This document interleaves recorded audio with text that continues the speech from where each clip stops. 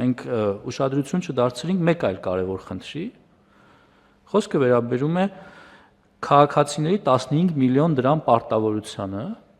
այսինքն մինչև 16 տարին լրացած քաղաքացիներին 15 միլիոն դրամի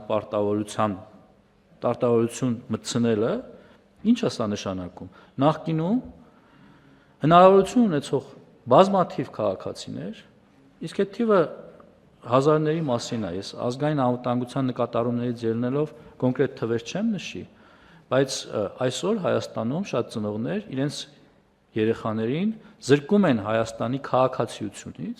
որպեսզի նրանք չծառայեն հայոց բանակում։ Կետերից մեկը 4-րդ կետը վերաբերում է դրան։ Այսինքն սա մեծ հնարավորություն է տալու, որ այն քաղաքացիները, ովքեր անվտանգությունից ելնելով, որդու անվտանգությունից ելնելով, փորձել են տարբեր ճանապարհներով բանակից ազատվել, ունենան հնարավորություն իրենց որդուն բոլորի հետ հավասար մեր զինված ուժերում գոնե կրճատ ժամկետով ծառայության ուղարկելու։